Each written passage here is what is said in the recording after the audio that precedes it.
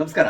ಭಾರತದ ಓರ್ವ ಅತ್ಯಂತ ಜನಪ್ರಿಯ ಪತ್ರಕರ್ತ ತನ್ನ ಅಚಾತುರ್ಯದಿಂದಾಗಿ ಅಥವಾ ತಾನು ಮಾತಾಡುವಾಗ ಆಡಿರುವಂತಹ ಕೆಲವೊಂದು ವಿಷಯಗಳಿಂದಾಗಿ ತನ್ನ ಸ್ಥಾನಕ್ಕೆ ಕುತ್ತನ್ನ ತಂದುಕೊಂಡಿದ್ದಾರ, ಈ ರೀತಿಯಾದಂತಹ ಒಂದು ಸುದ್ದಿ ಹರಿದಾಡ್ತಾ ಇದೆ. ಹಾಗಾದ್ರೆ ಏನು ಈ ವಿಷಯ? ಇದ್ರ ಬಗ್ಗೆ ನಿಮ್ ಜೊತೆ ಮಾತಾಡ್ತಾ ಇದ್ದೇನೆ. ಸ್ನೇಹಿತರೆ, ನಿಮ್ಮೆಲ್ಲರೂ ಕಾಫಿ ಅಥವಾ ಯೂಟ್ಯೂಬ್ ಚಾನಲ್ಗೆ ಸ್ವಾಗತಿಸ್ತಾ ಇದ್ದೇನೆ. ಸ್ನೇಹಿತರೆ, 3-4 ದಿನದಿಂದ ಒಂದು ಸುದ್ದಿ ಬಹಳಷ್ಟು ಹರಿದಾಡ್ತಾ ಇದೆ. ಅದೇನು ಅಂತ ಹೇಳಿದ್ರೆ, ಓರ್ವ ಫೇಮಸ್ ಆಗಿರುವಂತಹ ಪತ್ರಕರ್ತ ಈ ಟಿವಿ ಡಿಬೇಟ್ ನಲ್ಲಿ ಕೂತ್ಕೊಂಡು ಮಾತಾಡ್ತಾ ಇರುವಾಗ ಪಾಕಿಸ್ತಾನದ ಪರವಾಗಿ ಮಾತಾಡೋದ್ರಿಂದಾಗಿ ತನ್ನ ಸ್ಥಾನಕ್ಕೆ ಕುತ್ತನ್ನ ತಂದ್ಕೊಂಡಿದ್ದಾರೆ ಅನ್ನೋ ಒಂದು ಸುದ್ದಿ ಹರಿದಾಡ್ತಾ ಇದೆ. ಅವ್ರನ್ನ ಈಗಾಗಲೇ ಚಾನಲ್ ನ ಬಿಟ್ಟು ಹೊರಗಡೆ ಹೋಗಿ ಅಂತೇಳಿ ಅವರಿಗೊಂದು ಆರ್ಡರ್ ಕೂಡ ಆಗಿದೆ ಅಂತೇಳಿ ಹೇಳ್ತಾರೆ.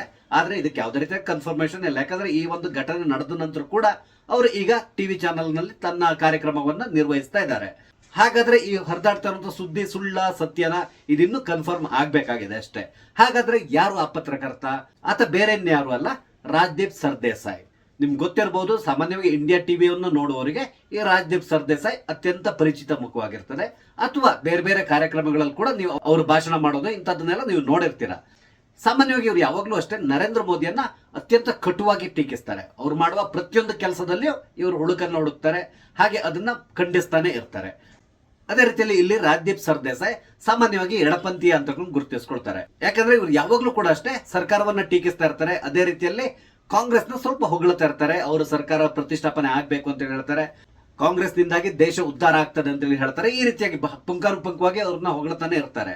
ಅಂದ್ರೆ ಎಲ್ಲಿವರೆಗೆ ಅಂತ ಹೇಳಿದ್ರೆ, ಇವರು ಕಾಂಗ್ರೆಸ್ ಮಾಡಿರುವಂತ ಯಾವ್ದಾದ್ರು ತಪ್ಪಿದ್ರೆ ಅದನ್ನ ಕೂಡ ಅಷ್ಟೊಂದು ಟೀಕಿಸ್ಲಿಕ್ಕೆ ಹೋಗಲ್ಲ. ಟೀಕಿಸ್ತಾರೆ, ಎಷ್ಟು ಬೇಕೋ ಅಷ್ಟೇ ಟೀಕಿಸ್ತಾರೆ. ಆದ್ರೆ ಬಿಜೆಪಿ ಸರ್ಕಾರ ಏನಾದ್ರೂ ತಪ್ಪುಗಳನ್ನ ಮಾಡಿದ್ರೆ ಆಗ ವಾಚಾಮ ಗೋಚರವಾಗಿ ಬೈಲಿಕ್ಕೆ ಶುರು ಮಾಡ್ತಾರೆ. ಇದನ್ನ ನೀವು ಸಾಮಾನ್ಯವಾಗಿ ನೋಡಿರ್ತೀರ. ಆದ್ರಿಂದಾಗಿ ಸಾಮಾನ್ಯವಾಗಿ ಬಿಜೆಪಿಯವರು, NDA ಅವರು, ಇವರೆಲ್ಲರೂ ಕೂಡ ಅಷ್ಟೇ ಈ ರಾಜ್ದೀಪ್ ಸರ್ದೇಸಾಯಿಯನ್ನ ಬಹಳಷ್ಟು ಹೇಟ್ ಮಾಡ್ತಾರೆ. ಈ ರಾಜ್ದೀಪ್ ಸರ್ದೇಸಾಯಿಗೆ ಪದ್ಮಶ್ರೀ ಪ್ರಶಸ್ತಿ ಕೂಡ ಸಿಕ್ಕಿತ್ತು. ಅದು ಕೂಡ UPA ಸರ್ಕಾರ ಇರುವಾಗ 2008ರಲ್ಲಿ ಇವರಿಗೆ ಈ ಪದ್ಮಶ್ರೀ ಪ್ರಶಸ್ತಿ ಸಿಕ್ಕಿತ್ತು.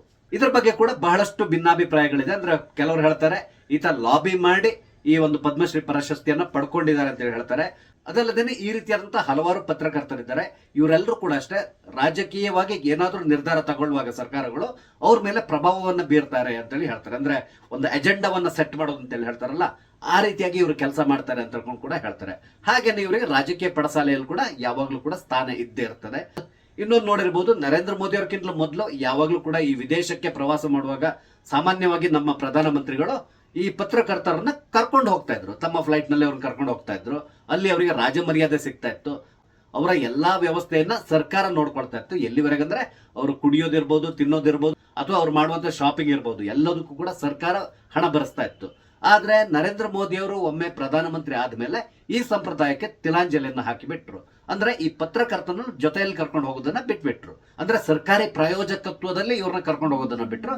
ಇವ್ರು ಬೇಕಿದ್ರೆ ನೀವು ನೇರವಾಗಿ ಬನ್ನಿ, ಅಲ್ಲಿ ನಿಮ್ಗೆ ಏನ್ ಬೇಕೋ ಎಲ್ಲೊಂದು ಕವರ್ ಮಾಡ್ಕೊಳ್ಳಿ ಅಂತ ಹೇಳಿ ಅವ್ರ ಖರ್ಚಿನಲ್ಲಿ ಅವ್ರು ಬರ್ಬೇಕು ಅಂತೇಳಿ ಅವ್ರಿಗೊಂದು ಸೂಚನೆಯನ್ನು ಕೊಟ್ಟರು. ಆ ದಿನದಿಂದ ಕೆಲವು ಪತ್ರಕರ್ತರು NDA ಸರ್ಕಾರವನ್ನ, ಅದರಲ್ಲೂ ಮುಖ್ಯವಾಗಿ ಮೋದಿಯನ್ನ ದ್ವೇಷಿಸ್ಲಿಕ್ಕೆ ಪ್ರಾರಂಭ ಮಾಡಿದ್ರು.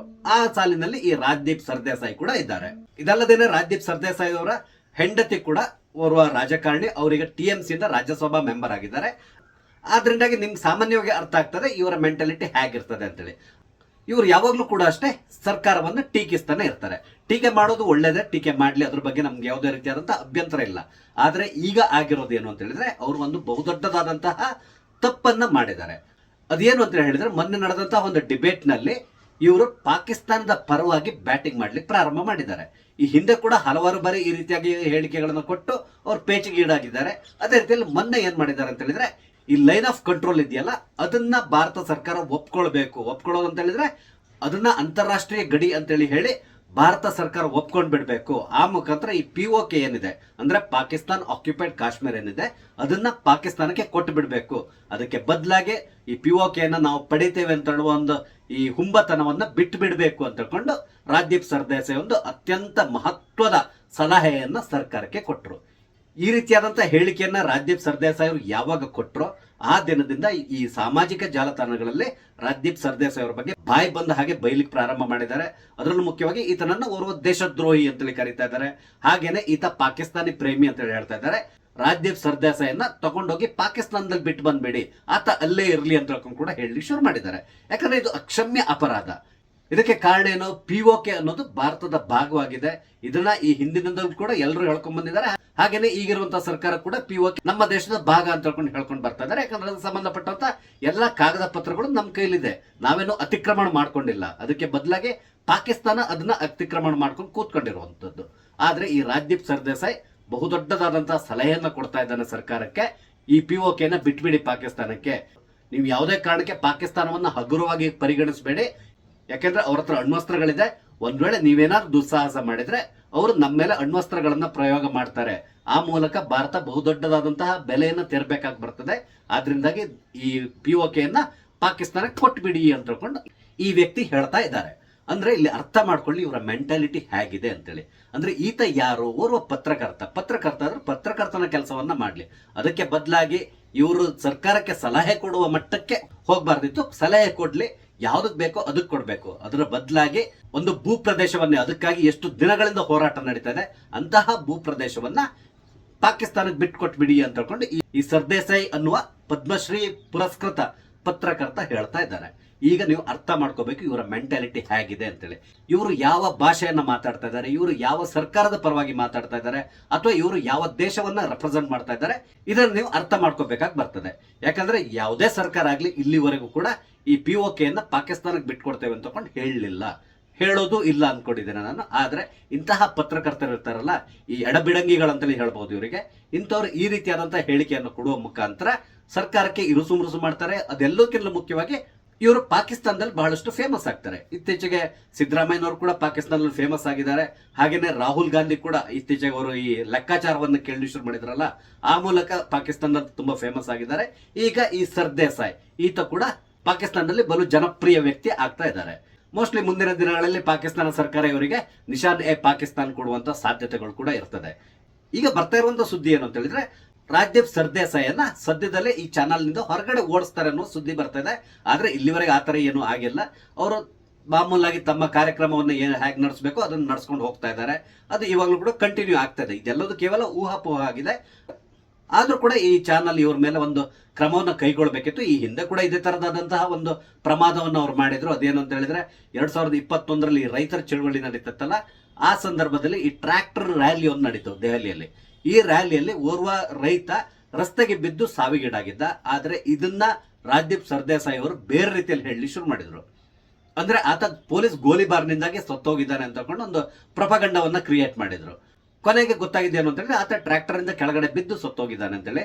ಆಗ ಈ ರೀತಿಯಾದಂತಹ ಸುಳ್ಳು ವದಂತಿಯನ್ನು ಹಬ್ಬಿಸ್ಲಿಕ್ಕೆ ಪ್ರಯತ್ನ ಪಟ್ಟಂತ ರಾಜ್ದೀಪ್ ಸರ್ದೇಸಾಯಿ ಮೇಲೆ ಈ ಚಾನಲ್ ಒಂದು ಕ್ರಮವನ್ನು ಕೈಗೊಂಡಿತ್ತು. ಅಂದ್ರೆ ಮೋಸ್ಟ್ಲಿ ನನ್ಗೆ ಗೊತ್ತಿದ್ದಾಗೆ 2 ವಾರನೋ ಅಥವಾ 1 ತಿಂಗಳವರೆಗೆ ಅವರು ಯಾವುದೇ ಕಾರ್ಯಕ್ರಮಗಳಲ್ಲಿ ಭಾಗವಹಿಸಬಾರದು ಅಂತ ಒಂದು ಅವರಿಗೆ ನಿರ್ಬಂಧವನ್ನ ಹೇರಿತ್ತು. ಅದೇ ರೀತಿಯಲ್ಲಿ ಅವರಿಗೆ 1 ತಿಂಗಳ ಸಂಬಳ, ಅಂದ್ರೆ ಹೆಚ್ಚು ಕಡಿಮೆ 1 ಕೋಟಿವರೆಗೆ ಅವ್ರ ಸಂಬಳ ಬರ್ತಾ ಇದೆ ಅನ್ನುವ ಸುದ್ದಿ ಇದೆ. ಈಗಿನ ಸಂಬಳ ಅವ್ರದ್ದು ಹೇಳ್ತಾ ಇರೋದು. ಆ ಸಂಬಳವನ್ನ ಆ ಸಂದರ್ಭದಲ್ಲಿ ತಡೆ ಹಿಡಿದಿದ್ರು ಅಂತ ಹೇಳುವ ಸುದ್ದಿ ಕೂಡ ಇದೆ. ಅದೇನೇ ಇರಲಿ, ರಾಜ್ದೀಪ್ ಸರ್ದೇಸಾಯಿ ಅವರು ಈ ರೀತಿಯಾಗಿ ಪಾಕಿಸ್ತಾನಕ್ಕೆ POKಯನ್ನ ಹ್ಯಾಂಡ್ ಓವರ್ ಮಾಡಿ ಅಂತೇಳಿ ಹೇಳುವ ಮುಖಾಂತರ ಪಾಕಿಸ್ತಾನದ ಪರವಾಗಿ ಬ್ಯಾಟಿಂಗ್ ಮಾಡ್ತಾ ಇದ್ದಾರೆ.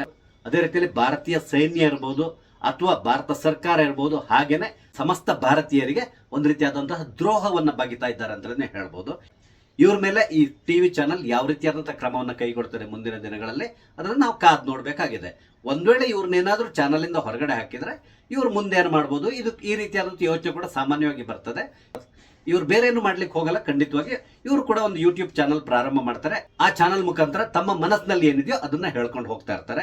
ಈ ರೀತಿಯಾಗಿ ಹಲವಾರು ಜನ ಮಾಡ್ತಾ ಇದಾರಲ್ಲ, ಅದೇ ಸಾಲಿಗೆ ರಾಜ್ದೀಪ್ ಸರ್ದೇಸಾಯಿ ಅವರು ಸೇರುವಂತಹ ಸಾಧ್ಯತೆಗಳು ಇದೆ.